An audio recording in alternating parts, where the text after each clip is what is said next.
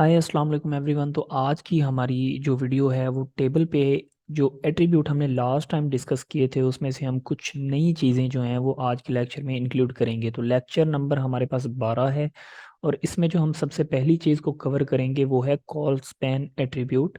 उसके बाद हमारे पास है रो स्पैन एट्रीब्यूट और उसके बाद हमारे पास आ जाता है कैप्शन एट्रीब्यूट। तो ये तीनों एट्रीब्यूट किस चीज़ के लिए यूज़ होते हैं, तो इन चीज़ों को हम आज डिस्कस करेंगे। तो चलते हैं अपने वीएस कोड पे और समझते हैं कि कॉल स्पैन, रो स्पैन और कैप्शन क्या है। तो टेबल का एक सिंपल सा जो सीक्वेंस है वो हमने क्रिएट करके रखा हुआ है। अगर आप मैं एक दफ़ा गो लाइव पे क्लिक करके आपको दिखा दूं कि ये किस तरीके से अभी शो हो रहा है, तो कुछ ये सीक्वेंस है हमारे पास में।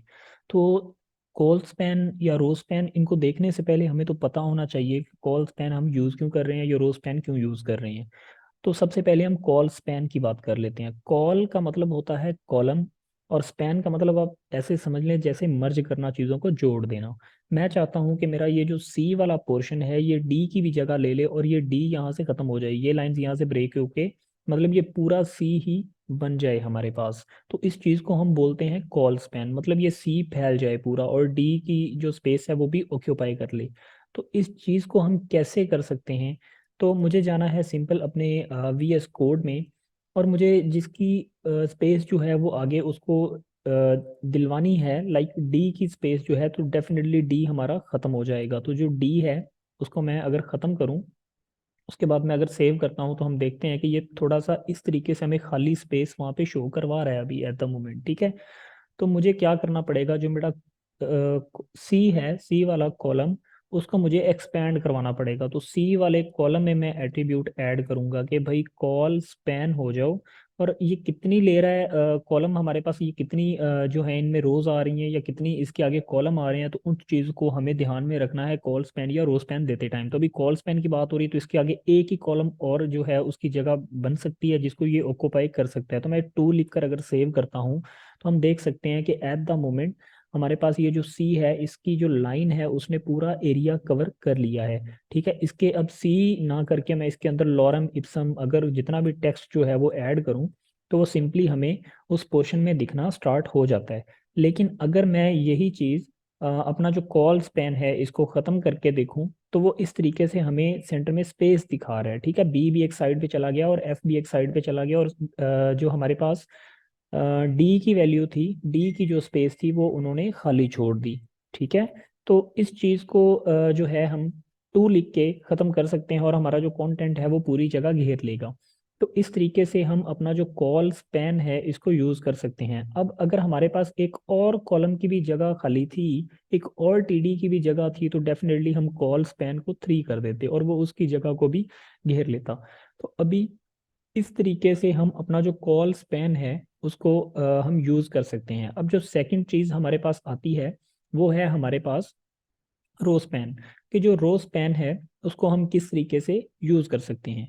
तो रो स्पैन जो है वो क्या है, मैं ये बात करता हूँ कि सी वाली एक रो है, ई वाली एक रो है। तो मैं चाहता हूँ कि ये जो सी वाली रो है ना ये ई की रो भी ऑक्यूपाई कर ले और ये पूरा बॉर्डर इनका इस तरीके से यहाँ पे पूरा बॉर्डर फैल जाए इनका। तो उस चीज़ को करने के लिए डेफिनेटली जो मुझे ई की ई एलिमेंट जो है वो ख़त्म करना पड़ेगा पहले। अगर उसकी जगह खाली होगी तो फिर ही ऊपर वाला नीचे आएगा ना। तो मैंने अगर उसको ऐसे मैं ख़त्म कर दूं तो उसकी जगह ले ली है एफ ने, जो उसके बिल्कुल आगे था। ठीक है, तो खाली स्पेस उसने आगे ट्रांसफर कर दी। कोई मसला नहीं है। जब हम अपना जो सी है उसको बोलेंगे कि भैया आप नीचे वाली स्पेस भी ऑक्यूपाई कर लो, तो एफ जो है वो ऑटोमेटिकली आगे चला जाएगा। तो मैं अपने सी को बोलूंगा कि आप जो है ना रो स्पैन करो कितने तक, दो तक, क्योंकि हमारे पास ऑप्शन ही दो का है। तो अभी अब अगर हम देखें तो जो सी है हमारे पास उसने सारी जगह ऑक्यूपाई कर ली है और जो एफ है वो आगे चला गया। अभी ये डी और एफ के इक्वल जगह ले रहा है क्योंकि हमने उसको बोला कि आपने दो की जगह लेनी है। तो इस तरीके से हम अपना कॉल स्पैन और रो स्पैन जो है उसको यूज कर सकते हैं। ओके, तो उसके बाद हमारे पास एक और टैग है जिसे हम यूज़ करते हैं। एक्चुअली जो कैप्शन है वो टैग है हमारे पास, ना कि वो एक अ, हमारे पास एट्रीब्यूट है। ठीक है, तो अभी जो हमारे पास कैप्शन है उसको हम कैसे यूज़ करते हैं, तो वो हमारे पास टेबल के बिल्कुल नीचे यूज़ होती है। तो मैं टेबल के नीचे अगर मैं लिखूँ कैप्शन तो यहाँ पर मैं कुछ भी दे सकता हूँ इसका ना टाइटल वगैरह, जैसे जो हमारा बिल्कुल ऊपर प्रिंट हो जाएगा। तो मैं लिख देता हूँ लर्निंग टेबल एट्रीब्यूट्स। ओके, इसको मैं जैसे ही सेव करता हूँ तो आप देख सकते हैं कि ये कहाँ पे हमें शो हो रहा है। तो इस तरीके से हमें जो कैप्शन होता है, हमारे पास बहुत ज़्यादा यूज़ नहीं है लेकिन कभी कभी हम इसको यूज़ कर लेते हैं, तो इस तरीके से हमें ये कैप्शन टेबल की जो है टैग लगा के ऊपर शो करवाना स्टार्ट करवा देता है। तो आज की जो हमारी वीडियो थी उसमें सिर्फ इतना ही। नेक्स्ट हम कुछ और चीज़ों को एक्सप्लोर करेंगे। टेबल्स में हमारा यही कुछ था। टेबल जो है वो बहुत ज़्यादा इंपॉर्टेंट होते हैं हमारे HTML में, तो काइंडली इसकी प्रैक्टिस करें। और कॉल स्पैन, जो रो स्पैन है, ये बहुत इंपॉर्टेंट होता है हमारे HTML में। जब हम टेबल बना रहे होते हैं तो बहुत तरह की हमारे पास जो है वेरिएशंस आ सकती हैं टेबल्स में, हमें उसी हिसाब से क्रिएट करना पड़ सकता है। तो अगर हमारे पास सारे एट्रीब्यूट्स हमारे माइंड में होंगे तभी हम एक अच्छा टेबल जो है उसको क्रिएट कर सकेंगे। तो आई होप जो आज की वीडियो है वो काफ़ी हेल्पफुल रही होगी। तो मिलते हैं हमारी नेक्स्ट वीडियो में। अपना बहुत सारा ख्याल रखिएगा। चैनल को सब्सक्राइब नहीं किया तो सब्सक्राइब कर दें।